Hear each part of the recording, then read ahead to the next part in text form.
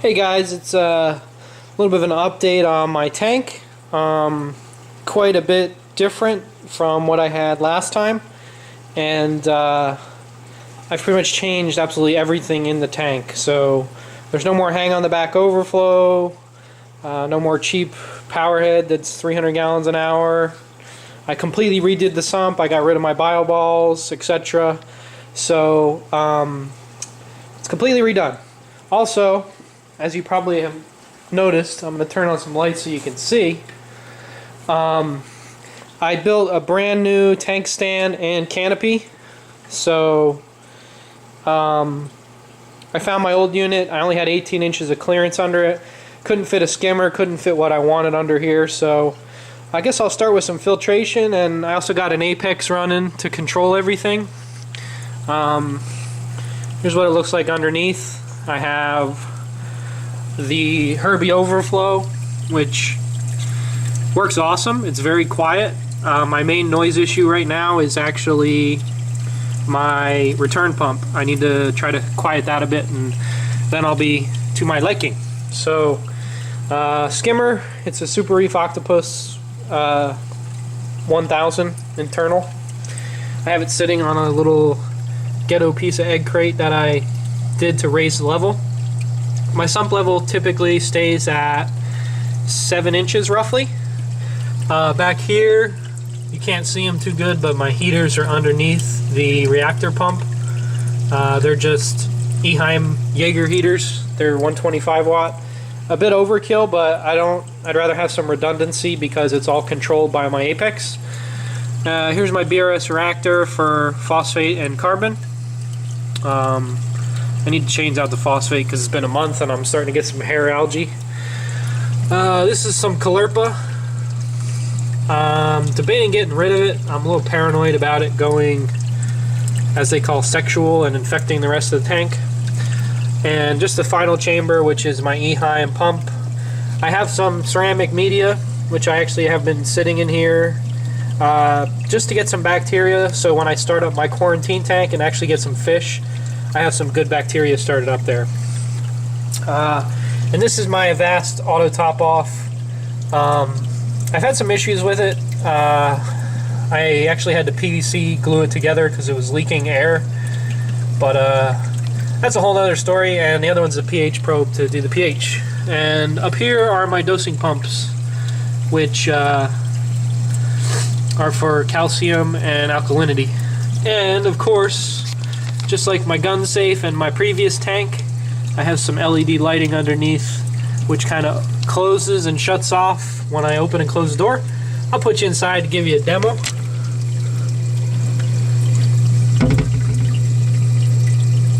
And just like that. So, pretty neat. And this is just my Apex. Been working on getting the pH up a little bit higher. I need to start probably dosing alkalinity because my pH buffer stuff hasn't been doing much damage on that. So up to the tank. I got probably about 60 pounds of live rock. I got my first corals in. They're newbie corals, but if you look at it, here's my Xenia. It's about 2 days old and it's already got like 4 or 5 new polyps. And right now I only actually have the return pump on because that thing gets blown away. I have yet to find a safe place to put it where it doesn't get too much flow. And I got my zoanthids nestled in here. They look real good, and real neat color on those. So that's taken care of. For my circulation pumps, I have Tunze 6095s. They're kind of expensive. They're controllable, so I have a neat little program to make waves and recirculate the tank that I found on Reef Central, which has been really cool. I have 2 of them. It's honestly way too much flow. I actually have them turned off since I put this Xenia in there, at least until it attaches, because it gets blown around and it doesn't look like it's having a good time with all the flow. Right now the flow it's getting is just from the Eheim 1262, so my recirculating pumps are off for right now until I find a better location for that and I can actually super glue it to a rock. This is my anemone. He's kind of tucked away now. Funny story, when I actually put him in the tank, I was going to put him on a rock and my Tunze blew him out of my hand, so he kind of got pushed into a cranny and he's worked his way over here. Not sure too much why he's retracted like this right now. He was fully open this morning. Maybe he's annoyed that the cleaner shrimp have been bothering him all day. The other thing is, this is the cleaner shrimp cave. They just always hang out here, and he got blown into their territory, so maybe they're a little aggravated. I don't really know. But he's been doing good, the anemone. He ate a half a silver side the other day and pretty much devoured it. As for lighting, I have a Reef Breeders LED light. It works really good. It was a good deal. I wish it was somehow controllable by my Apex, where I can set lunar settings, like, you know, it's sunny out, it's moon. Here's a couple different settings if you want to see. So we have sunny, cloudy, which if you look at the tank, it's a little bit less bright, not too intense. And then moon, which is really cool, the nice moon lights. Looks kind of bright in here because I have the lights on, but moonlights are very cool as well. And the Reef Breeders is really neat because you can program it. It's custom. It's made in China or Japan or somewhere, but there's a company, which is Reef Breeders, that resells it and they give it a US warranty, so they have really stellar reviews online and I love it. And also my Fuge light,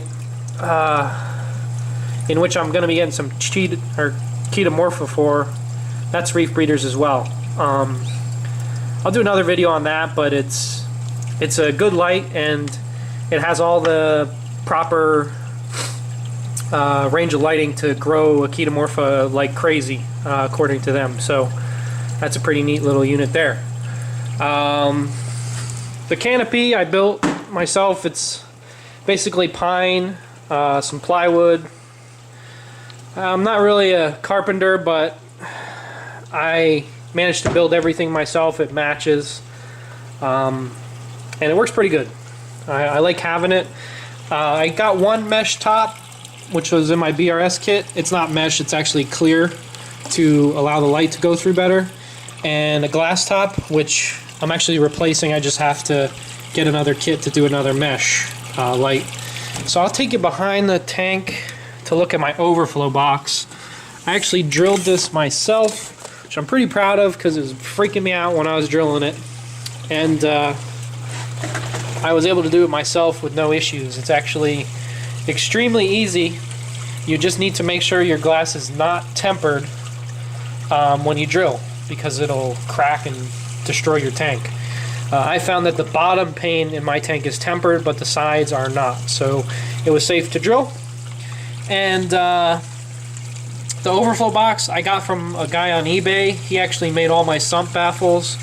It's a really nice overflow box, and it actually has a cover on it, which is kind of neat. Prevents any fish from jumping in there. It's perfectly matched to the overflow box. If you need his info, I can get it to you to help give him some sales, because he's a really good guy. And just the Herbie drain, the one on the right is completely submerged, if you can see it okay.